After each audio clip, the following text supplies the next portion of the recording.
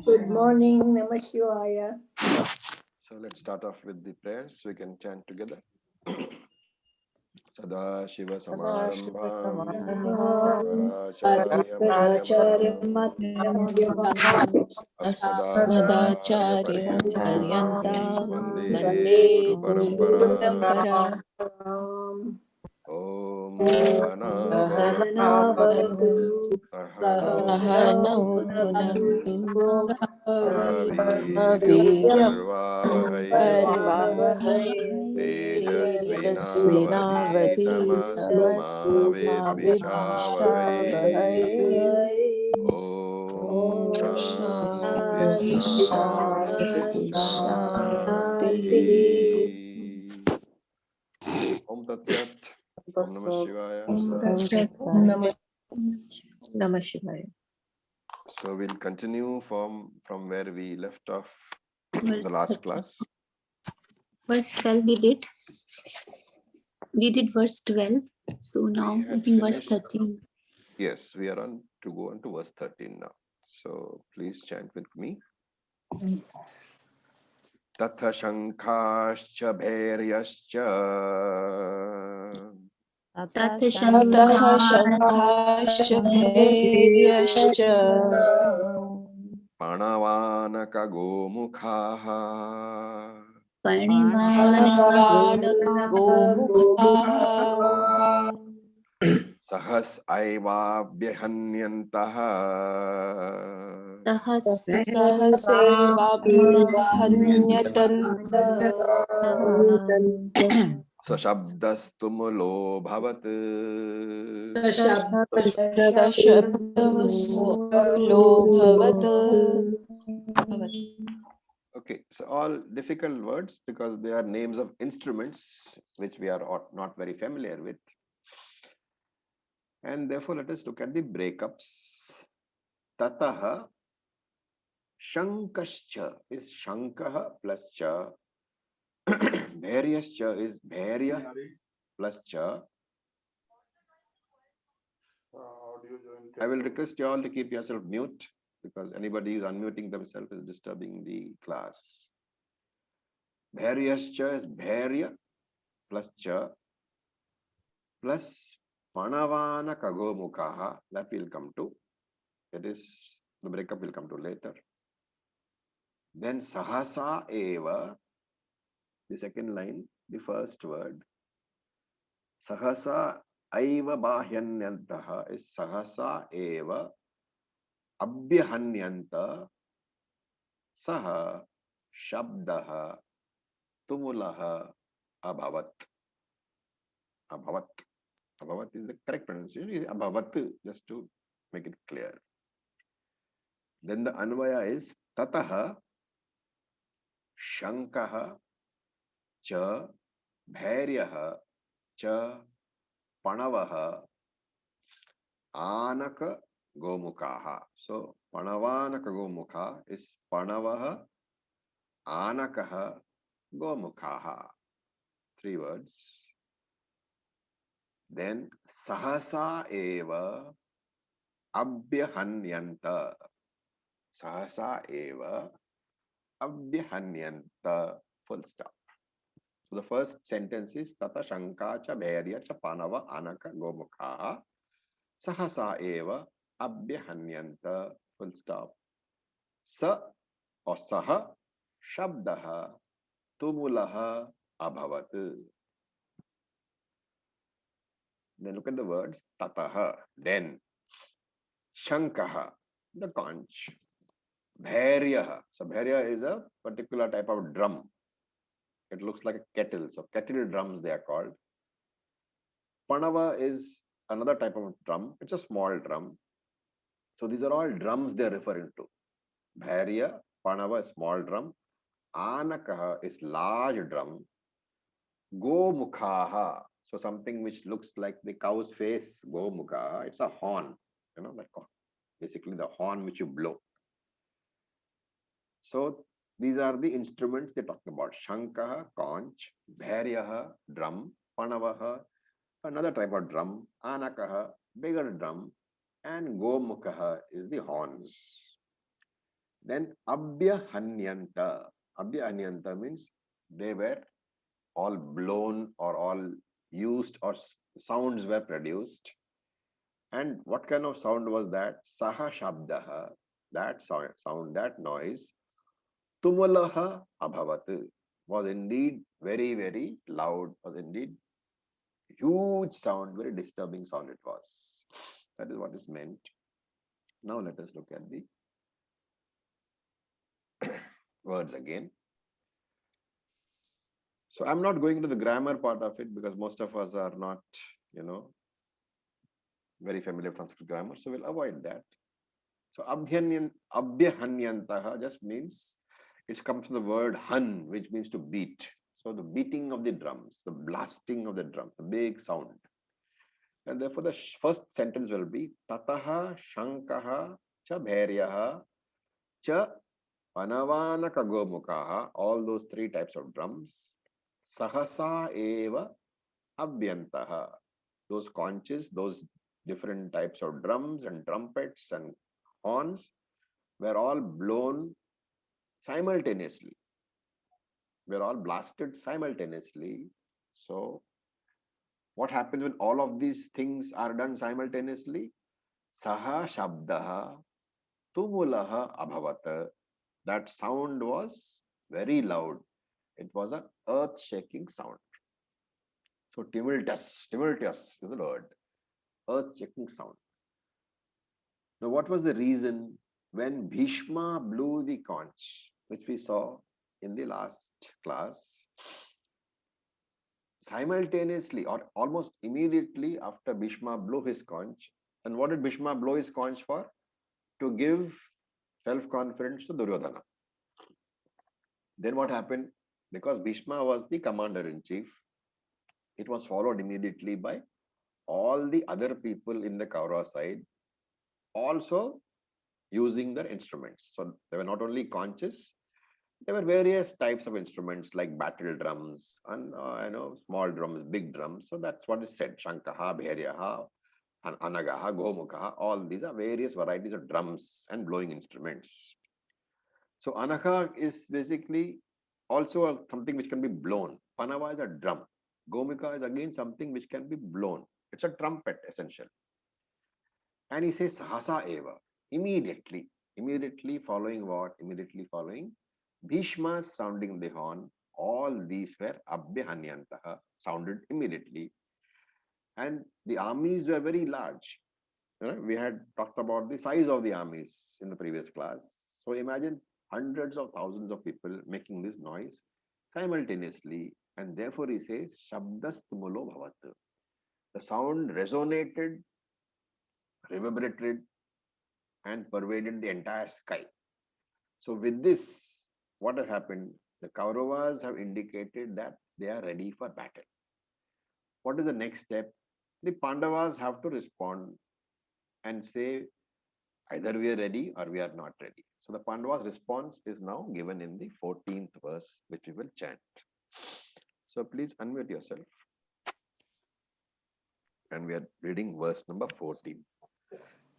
Tatashvaitairhairyuktehe Tatashvaitairhairyuktehe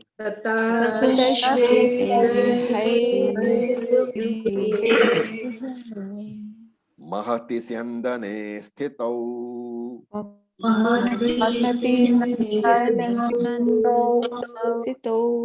Madhava Pandavaschaiva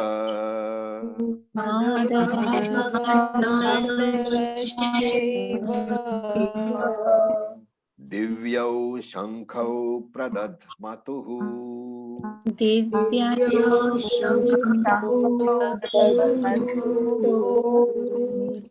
So whenever these complex words come, the compound word comes, you must make an effort to pronounce fully, because then only you will know what it really means. So here the first line has a complex word. Shvaitair, that is there's a other over there. Shvaitair Hayair yukte. Ayayukte. Shvaitair hayair yukte. So that Sai. no, just don't swallow the word, because in Sanskrit, what is the name for alphabet? What do we call alphabet? Swara. Mala. Akshara. Akshara. And what does kshara mean? Which cannot be destroyed. Which cannot be Kshara destroyed. means which can be destroyed. Akshara means which cannot be destroyed. And there is a very poetic meaning to the word akshara. Akshara means these alphabets, they cannot be destroyed, which means you can't eat them up. You know, you should not eat them up. And therefore, each syllable has to be pronounced. That is why it's akshara. Alphabets cannot be swallowed up. So, shvaitair hayair yukte. That kind of Swalitair. Hayar. Tair hayai very yukte. clear enunciation will make it easy for you to understand. Okay, now let us look at the grammar part of it. So, tataha, now we break it up. The shvaitai, there is a ra after that, shvaitair. That ra is the sandhi joiner. It is the indication that two words have been joined. And so when you break it up, you drop the adhara and you replace it with a visarga. Therefore, what is visarga? The two dots. Two dots. A visarga. Okay. So when you drop the adhara, you have to replace with a visarga. So shvaitai visarga. So shvaitaihi, it becomes shvaitaihi. Then hayai visarga. Hayaihi. So yukte. That word breaks into shvaitaihi, hayai, yukte. Then mahati, syandane, sthitau, madavaha, with a visarga. Pandavaschaiva breaks into pandavaha, that is pandava with a visarga, plus cha, plus eva, then divyau, divyau. So the trick of enunciating a half alphabet needs to be, you need to get under that. Divyau, divyau, shankau, pradhad matuhu. So this is the breakup. Tataha shvaitaihi, haihi, yukte, mahati, syandane, sthitau, madavaha, pandavaha, cha eva divyau, shankau, pradhad matuhu. Tataha, then. So what is shvaitai means? White. White. Shvaitai hayai. Haya is a horse. Ghoda. So shvaitai hayai means the white horses. Yukte means which has been yoked. That yoke with which you connect the horses to the chariot, that is being talked about. So shvaitai hayai, with white horses, yukte, yoked, mahati syandane. Mahati means great, syandane is, mahat means great. Mahati syandane, the chariot. The word mahati is to indicate the white horses have been yoked in the great chariot, to the great chariot. And sthitau, both are sthitaha, they are standing, they are not going anywhere. Then madavaha, madava is the person Krishna. who destroyed the demon, therefore madava, destroyer of the demon. He is also called Madhusudana because of the same usage. Then Pandava, and here Pandava means who? Arjuna. So Madhava, Pandava, Krishna and Arjuna. Divyau, divine. Shankau, the conscious. Pradat Matuhu. Pradat Matuhu means blew the conscious. Okay. So we have to be very careful about these words because it's easy to get stuck in these words. So now let's look at the words a little bit more in detail if they have any meaning at all. So main sentence will be Tataha Madavaha Cha Pandavaha Divyau Eva Shankau Pradat Matuhu, which means that then thereafter, Tataha thereafter, Krishna Madavaha Cha Pandavaha and Arjuna, Divyau Shankau Pradadmatahu Eva also blew their divine conches. So this divine is here, Divyau is here because the conches are these particular conches which Krishna and Arjuna had. They have been given by the gods to them. They are divine conches, celestial conches. Okay, this is the first sentence. And the second sentence is a description of Krishna and Arjuna. Mahati Syandane Sthitau. Sthitau means they are seated in. Where? Mahati Syandane, in the great chariot. And what kind of chariot? A chariot to which Shvataihi Hayaihi Yuktehe, in which white horses have been yoked. So the complete description is there. So here Krishna is recognized as an avatara, as the Lord himself. And now, what did we say in the last class? Who blows the first conch? Who is supposed to blow the conch? It is supposed to be the commander-in-chief of the army. Which is why Bhishma blew the first conch from the Kaurava side. Who should have blown the first conch from the Pandava side? Bhim.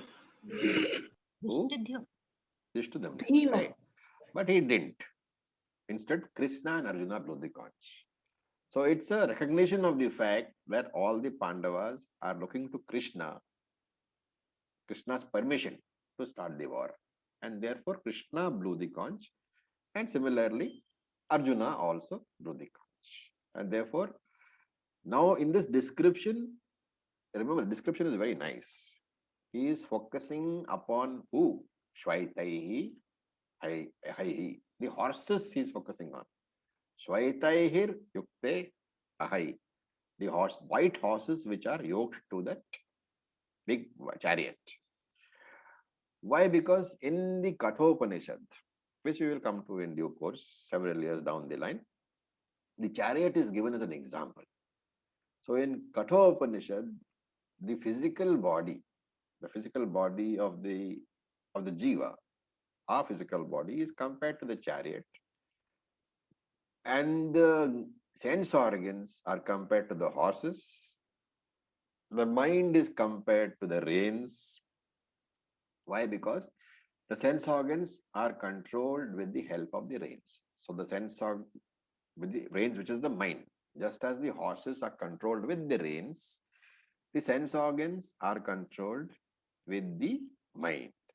And that is why wherever you see this chariot, Krishna and Arjuna chariot example, you should know how many horses should there be? Five. Five horses, because the five horses represent the five sense organs. And if that example from Kathopanishad is being represented by the chariot, if the person is not showing five horses, he has not understood what the scripture says. So five horses are there, and the reins are there. And the color of the horse is white. In tradition, white color represents what? Jnana. Peace. Knowledge. It represents jnana, Knowledge. knowledge. Remember? Yeah. Do not take what you have read somewhere. People write all sorts of things in Google. Okay. So white color represents jnanam only, knowledge. Which is why the brahmacharis, they should be wearing white. The ones who are in the Gurukulam, they wear white because it represents the knowledge. Okay. Now let's go further and see. So these white horses are drawing Arjuna's chariot.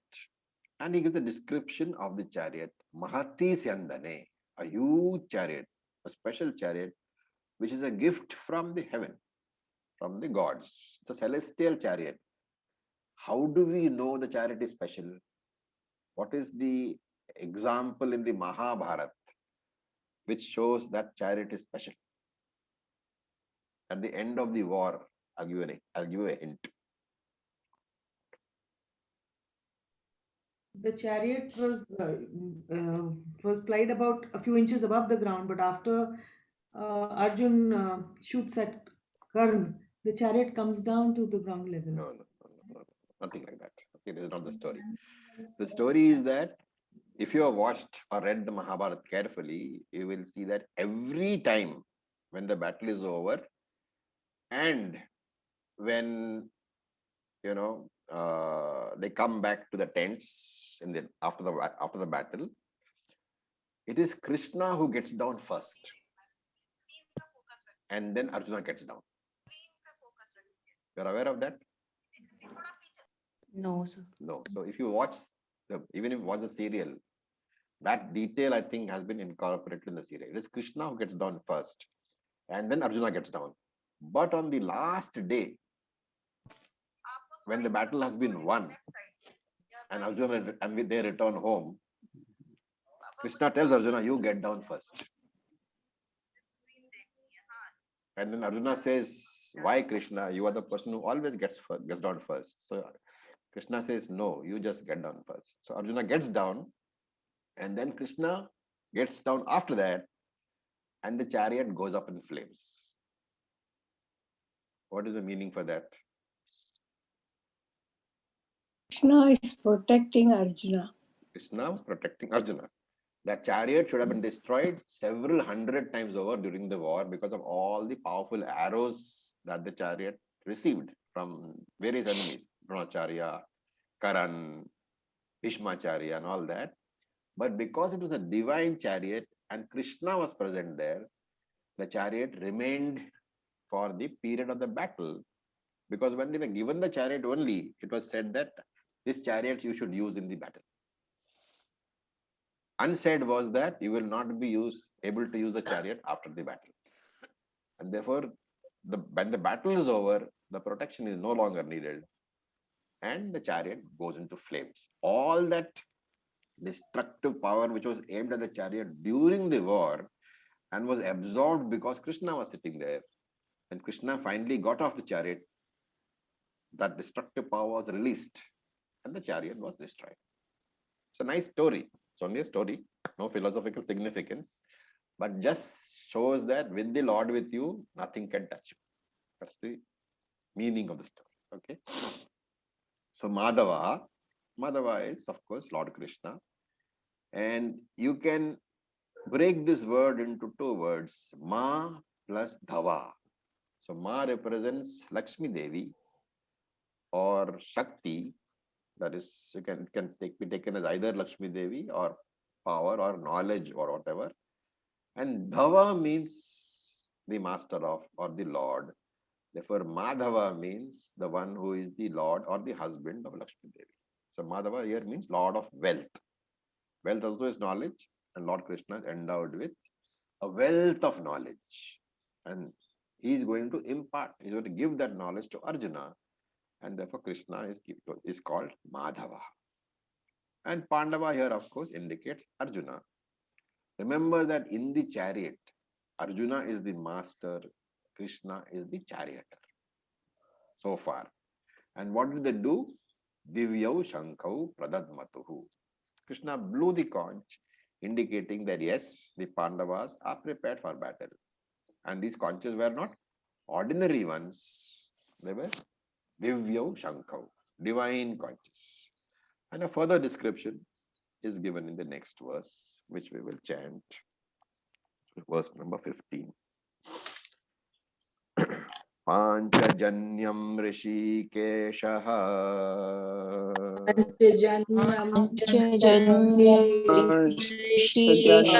ऋषिकेशः Devadattam Dhananjayaha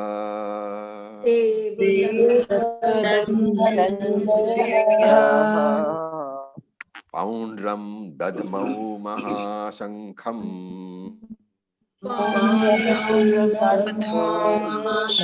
शङ्खम् Makarma Vrukodaraha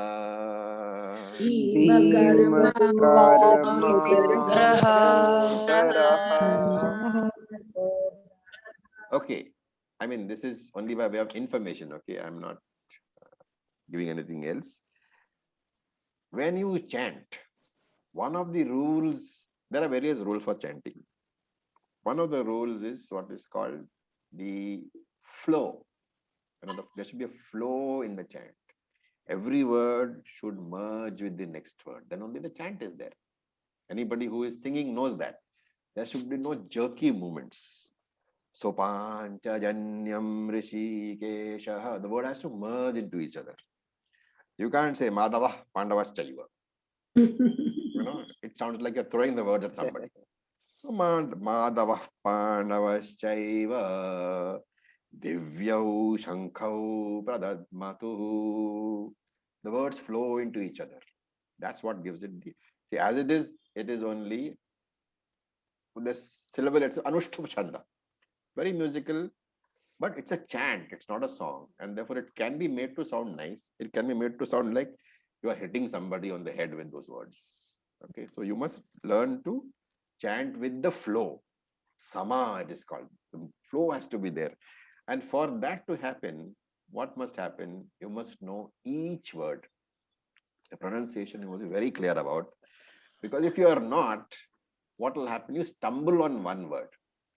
And because you're stumbling on one word, you take some little extra time, whereas the rest of the class has gone to the next word.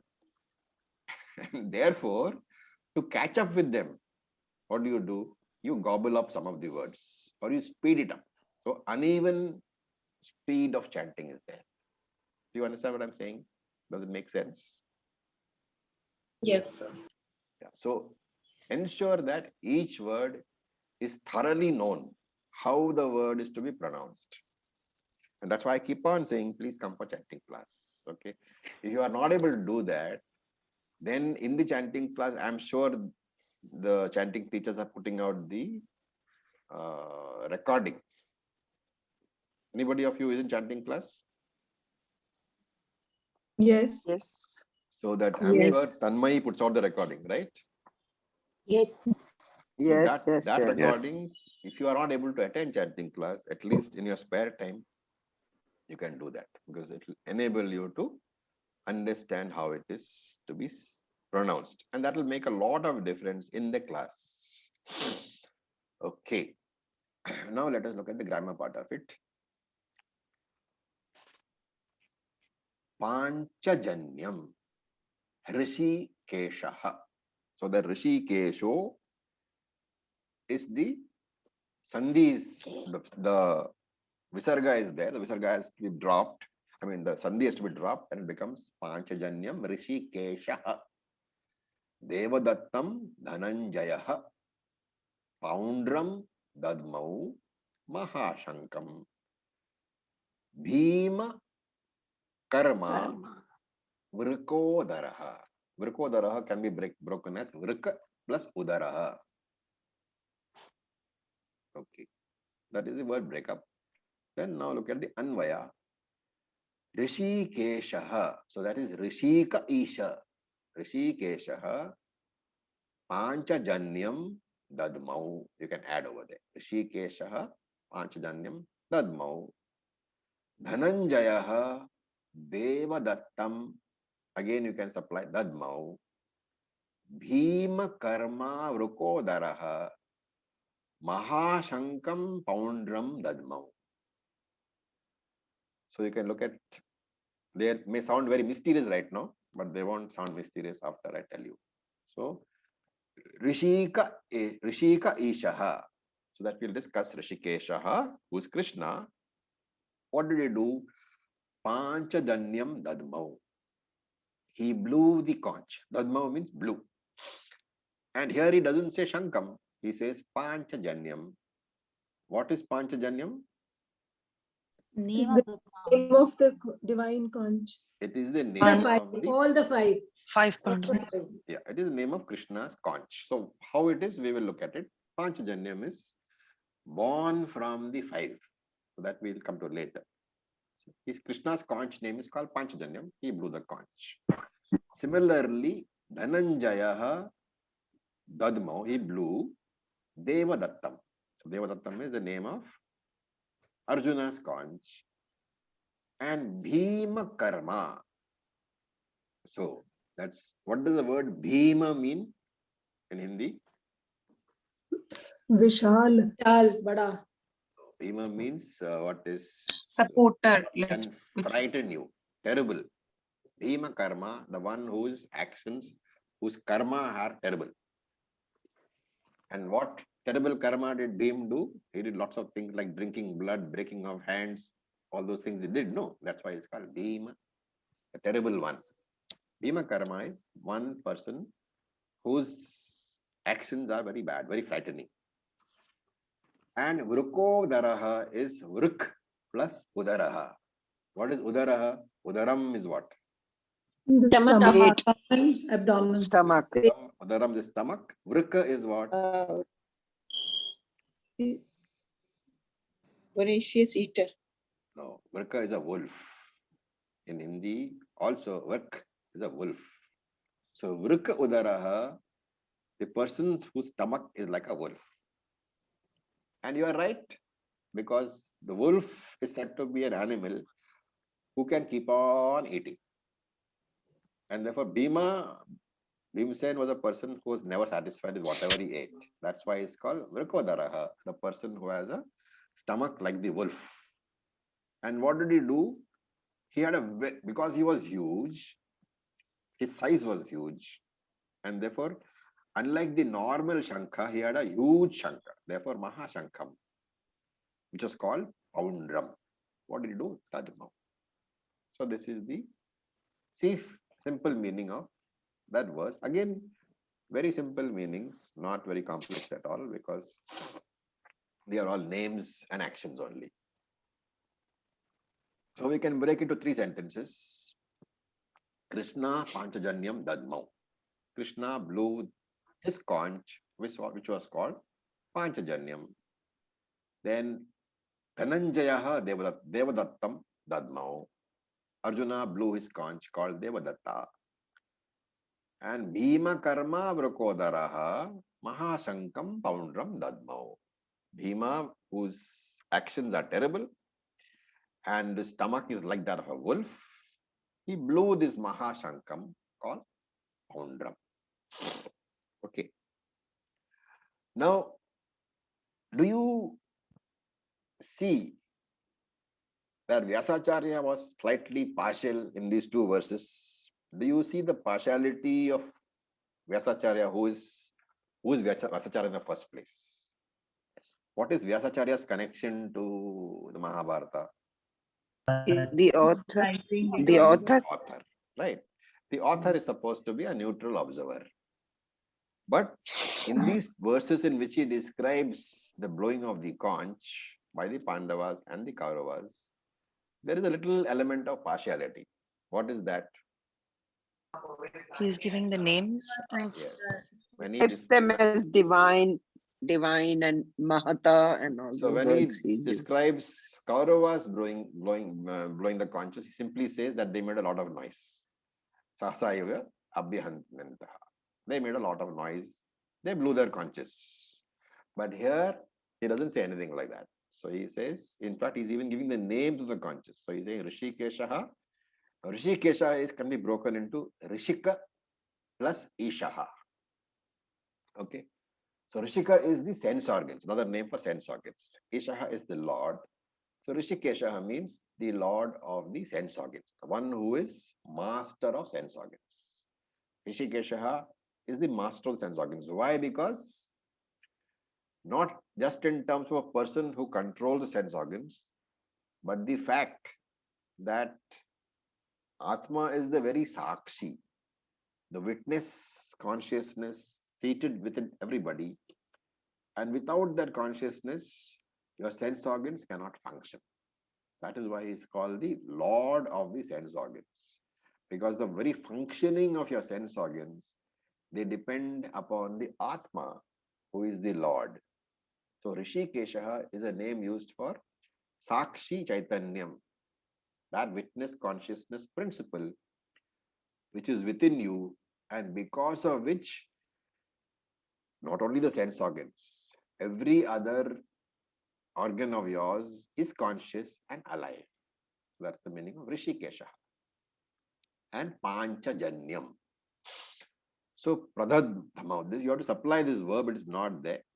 we have to say that he blew the conch. We have to supply the verb.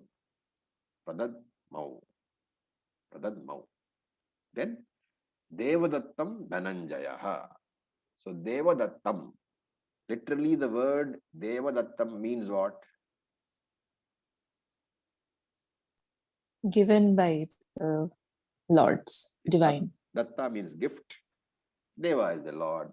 Devadattam means gift of the Lord. And that is why Dhananjay's, Arjuna's conch is called Dhananjayaha. Sorry, called Devadattaha. And Arjuna is called Dhananjayaha, means the one who has acquired one plenty of wealth. Dhananjayaha. He has got lots of wealth. He was a very rich person. So all these titles are very important because we find that according to these descriptions, Arjuna was a very successful person. He had a very lot of wealth. Plus he was handsome. Plus he was strong. So he had name, he had fame, he had dharma. Everything was there. But the problem was, in spite of being such a good, successful and intelligent and handsome person, in spite of all the material successes, when a crisis arose, he found that he is not able to solve the problem. What is the general extrapolation from this example is that material successes are good. You can work for material success, but no amount of material success can be a solution for your sorrow. If there is human sorrow, material success is never a solution. How? Because Arjuna was already successful materially. And therefore, if it could be a remedy, Arjuna should not have any problem. But Arjuna is facing deep sorrow, as we will see in the course of this chapter. And we find that he finds also that Atmajnanam alone is the solution. And therefore the teaching, the extraction from this few verses is that as a human being, I can work for prosperity. I can attain material success. I can have lots of money. I can have a good family. I can have children. I can have a very comfortable life. But all these, which are indicators of my material success, they will never help me solve the deeper, innermost problem of mine, which is what? Attachment, raga. Then what is the next one? Shok. Raga, Shok- Shoka, Moha. Shoka and Moha.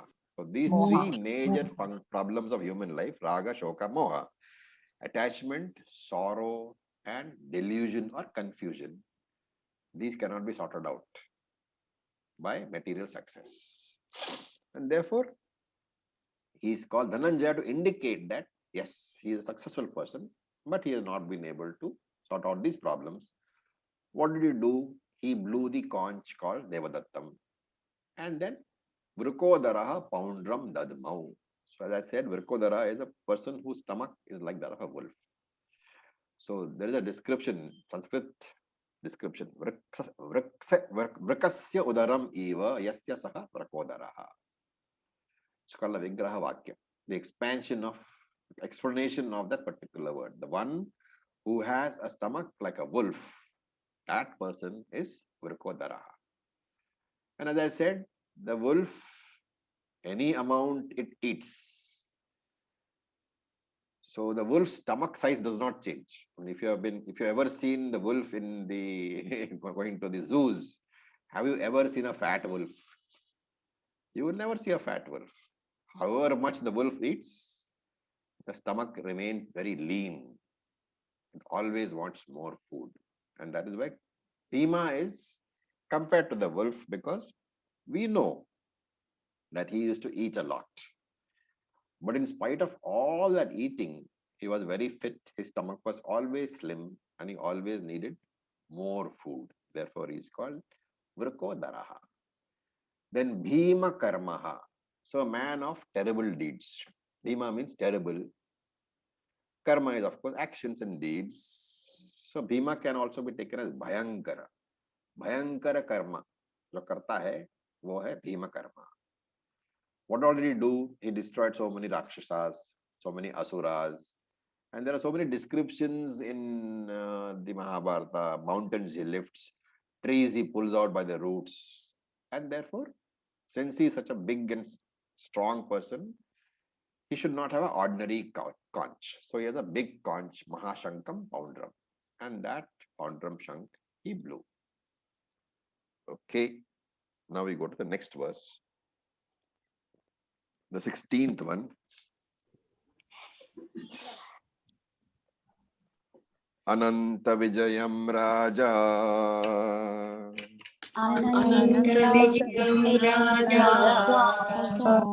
Kunti Putro Yudhishthiraha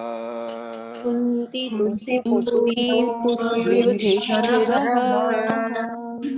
Nakula Sahadevascha Sahadevascha Sughoshamani Pushpakau.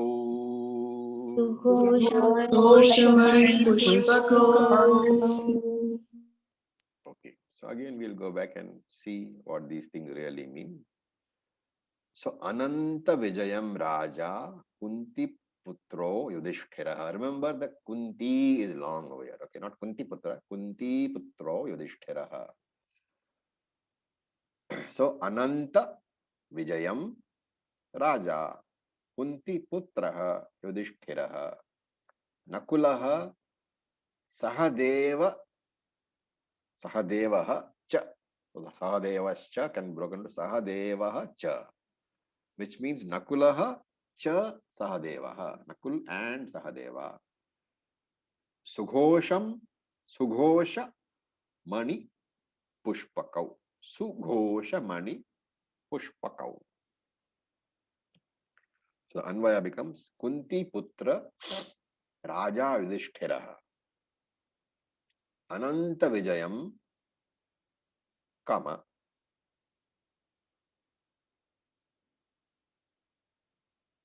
Nakulaha Sahadeva cha Sughosha Mani Pushpakau. You have to supply over here Dadmau or Dadmatuhu, blue. You have to supply that Dadmatuhu. It's not there. The verb is not there in the sentence. So this is typical of Sanskrit. After some time, the author assumes that you don't need to know verbs and subjects and all that. He'll just say one word, the rest of it you have to supply. Subject you supply, object you supply, verb you supply. He just gives one word in the middle. Okay, just to make us think. But you don't think that I'm telling you a story, use your head. Okay. So Kunti Putraha, the son of Kunti. That's very clear. And who was he? Raja, king. And what was his name? Yudhishthiraha. Then Dadmau, you have to supply. Dadmau, he blew the conch. And what was the conch called? Ananta Vijaya. Ananta Vijaya doesn't mean the king was continuously victorious. So we think that Ananta Vijayam Raja, but the conch was called Ananta Vijaya. And Nakulaha, another person, his brother, Cha and Sahadeva, his brother also, Sahadeva, Sughosha. So Sughosha is the name of a conch. Okay. Mani Pushpakaha. Sughosha is not the name of, it's blew the conch. They blew the conch. Sughosha means to make the sound actually. So they blew the conch. And the conch's name are Mani and Pushpakaha. Two people, Nakulaha and Sahadeva. Two conches, Mani and Pushpakaha. Dadmatuhu. They blew these two conches. Okay. So Ananta Vijayam, of course, is the name of the conch of Yudhishthiraha. Ananta means what? Limitless. Vijaya means victory. And that for which there is no defeat is Ananta Vijaya. That is the name of the conch of Yudhishthira. And what does Yudhishthira mean? Yudh mein jo sthir hai, usko Yudhishthira kehte hain. The one who is firm in the battle. The Yudhi, battle, Sthiraha, firm, by which you mean what? The one who cannot be defeated in the battle. If the person is standing firmly, it means he has not been defeated. Nakulaha is a brother. Sahadeva is another brother. And then Sughoshaha and Mani Pushpakaha. Sughoshaha cha Mani Pushpakaha. Together they form a samasa, which is called in Sanskrit Dvanda samasa. Sughosha Mani Pushpakaha. One word. Look at the sentences. Raja Kunti Putra Yudhishthiraha Ananta Vijayam Dadmau. The verb you have to supply. The king, who is the son of Kunti, who is called Yudhishthiraha, he blew his conch called Ananta Vijaya. Number 1. Nakula Sahadeva cha Sughosham Mani Pushpakau Dadadmatuhu. Nakula blew his conch and Sahadeva blew his conch, and the conches were called Sughosha and Mani Pushpakaha. Okay, so Yudhishthiraha Ananta Vijayam Dadmau. He is a firm person in warfare. He cannot be defeated, and therefore called Yudhishthiraha. Nakula and Sahadeva, who? The other two Pandavas. Now, normally we remember Yudhishthiraha and Arjuna and Bhima, but we must not forget there are 5 Pandavas. And these two are not very active, perhaps, or not very much involved in the story. So they do battle. So they are 2 beautiful names, and they have got 2 conches. Sughoshaha. What does Sughoshaha mean? Ghosha means sound. Sughosha means what? Nice sound. Good sound. Good sound. Pleasant sound. So each of these words we study out of interest, not that, knowing Sughosha, the name of Nakula's conch of Sughosha, it is not going to give you moksha. Okay. But just the fact that this Sanskrit word has got a particular derivation. Ghosha is sound. Sughosha means pleasant sound. So Sughosha, Nakula's conch produces a pleasant sound. And Mani Pushpakau. That you can understand. What does Mani Pushpakau mean? Pushp is flower and Mani is some pearl. Money is cash. What is money? Money is a gem. Money is a gem. Well, Okay. Now, it is easy to think that Mani Pushpaka means that this conch was decorated with gems and flowers.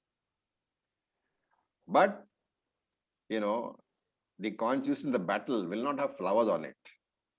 So you have to give it a different meaning. What is the usual use of flowers? Decorate. As a decoration. often As a decoration. Therefore, Pushpaka here has to be used as decorated with honey, decorated with gems. So this conch of Sahadeva was embedded with gems. That's what it means. It's all, very picturesque, and ultimately these are all descriptions only. Okay, I'm giving you these kind of details just to enable you to understand the beauty of the language. It is not that by knowing that this fellow had Shank called Mani Pushpakau, any great benefit is going to come to me. It's just that the beauty of the language is there. Now we look at verse number 17 and we will chant. Kashyascha Parameshvasaha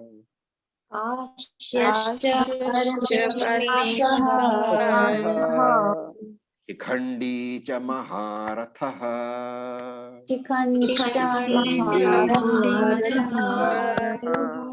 Drishtadhimno Viratascha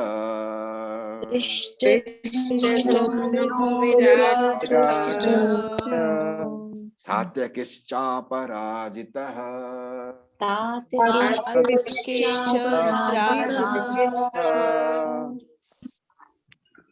Okay, right. Now, look at the words.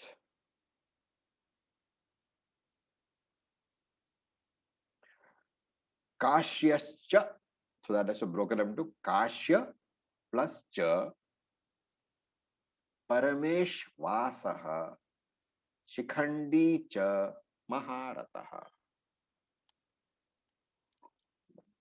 Then Drishtya Dyumna. So very carefully look at the word Drishtya. It's not Dum, it is Dya. Half the plus U. Drishta Dyumna. Viratascha, that is Virataha plus cha. Then Satya, Satyaki. So that has to be broken up. Satyaki cha aparajitaha. So don't break it up as Satyaki parajitaha. It is Satyaki cha aparajitaha. So these sort of, this is where little knowledge of Sandhi comes into being, of Sanskrit grammar. Because if you see, it says Satyakischa parajitaha. So it's easy to break it up into Satyaki plus cha plus aparajitaha. Or you can break it up into parajitaha, which completely changes the meaning. So it is Satyaki cha aparajitaha. And if you look at the Anvaya,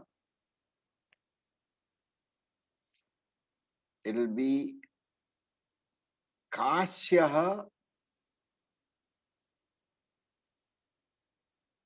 cha parameshvasaha shikhandi cha maharastaha drishtya dyumna virataha satyaki cha aparajitaha. Okay. Now look at the words. In fact, this sentence, this whole two verses, 17 and 18, are actually one long sentence. And therefore, we'll try to break it up into 17 and 18, but you will find that there is a small little gap in the meaning because these two verses run together. But anyway, look at the words. Kashyaha. Kashya is the king of Kashi. Kashyaha means the one who is the ruler of Kashi. Parameshvasaha. To understand that word, you must know that Ishu is the arrow. Okay.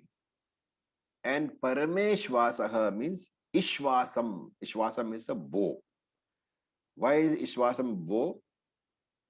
Ishu asyate asmin. The place in which the bow, the arrow is placed.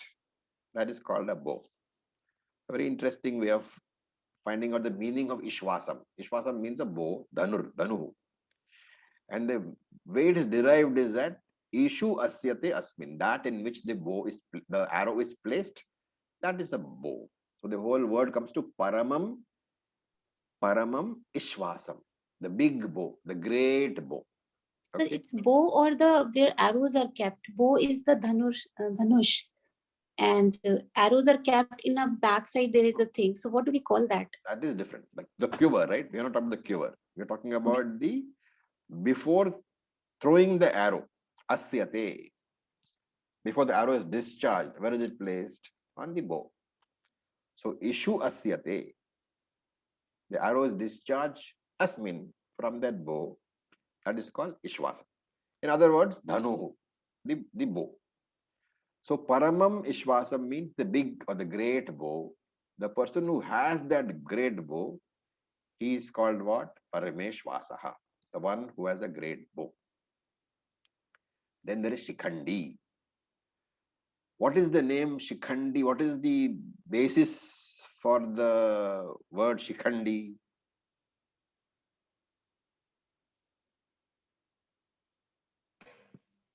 Napunsaklinga. No. Do you know that this tuft of hair which people wear? I mean, in the old days. Now, of course, nobody wears the tuft of hair. Shikha. That's called a shikha, exactly. So it comes from that word, shikhandi, the tuft of hair. The one who has the tuft of hair is called shikhandi. So all these words are interesting because we normally don't think about the words. We know that they mean something, but we don't know how the words are derived. So I'm just trying to make you understand. Maharathaha, that is fairly simple. The man who has a what? Great Rath. So he's a great warrior. Maharathaha. Then Drishta Dyumna. Drishta Dyumna is commander-in-chief of the Pandava army. What is his relation to the Pandavas? He's Pandava's Sala. Yes, he is Draupadi's brother. Okay, Drishta Dyumna. Then Virataha is there. Satyaki is there. And Aparajita. Aparajita means the one who is not who cannot be defeated. Okay. Now, so all these words are connected to the next verse. So we'll discuss this together with the next verse in terms of the meaning, but in the next class because we don't have sufficient time. So we'll stop at this, but remember that though I have given you the meanings, to really understand them, we have to look at verse number 17 and 18 together. So we will look at it in the next class. Right now, we can stop for some questions, and there is a question from somebody. I have two clarifications to seek. So please go ahead, Mr. Kumar. Good morning, Acharya ji. Morning. So the first question is that in Vishnu Sahasranamam, there's a mention of Sughosh. And I Yes. thought that Sughosh is actually one of the names, one of the many names of Lord Krishna or Lord Vishnu. So it has to be looked at, see, any name in Sanskrit. Any name, we don't have names just by way of words. Like you call John, or Paul. These are words, they have no meanings. They are random words assigned as a name. But in Sanskrit, every word is derived from one of the roots, dhatu.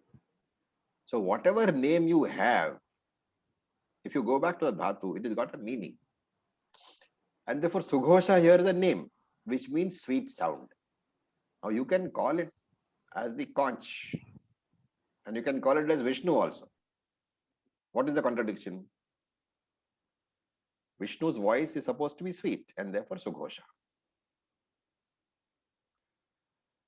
One important thing is that these are not exclusives, It's just a name. And the name has a meaning. That meaning has to be applied to the object to which you are assigning that meaning. In this verse, you are assigning that meaning to the conch. In Vishnu Sahasranamam, you may be assigning the meaning to whom? To Lord Vishnu. Okay? Sir, the other question was that you mentioned nicely that Yudhishthira is the person who is firm in battle. Yeah. However, the battle of Mahabharata happened much later, but he was known as Yudhishthira even before that. So Yes. How does this connect? I mean, when you are named Yudhishthira, obviously Yudhishthira that was time the you're not. name given to him by his mother. It is not one of Right. the acquired names. And the mother would have thought, Right. chalo, theek hai. Whose son was Yudhishthira? Do you know? Pandu. Dharamraj. Dharmaraj, Yamadharma Raja, right? And therefore, Kunti thought that being the son of such a great, and Yamadharma Raja's job is what? He is death himself, the Lord of Death, right? His job, he's called Kala, the Lord of Time. His job is to take away your life. So in terms of victory or defeat in this material world, the biggest defeat is what? When your life is gone.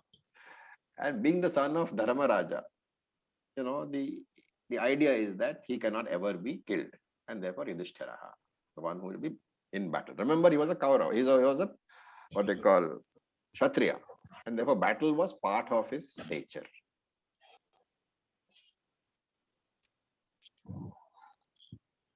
Okay. Any other question? Excuse me, Guruji. Yes, Ji. Could you explain the symbolism of the 16th shloka once again? About the 5 horses and... We don't have sufficient time for that. I can put it in the group for you all if you want. Thank you. Or you can listen to the recording again. I'll do that. Yeah, it's already that. there. Thank you. Okay, so with this we'll stop. Om Purnamadav Purnamidam Purnamudachyate Purnasya Purnamadaya Purnameva Vasishyate Om Shanti Shanti Shanti Om Tat Sat Om Namah Shivaya. Thank you for your Om patience. Shanti. Thank you. Have a great weekend, guys. Thank you, Acharya ji. Thank you.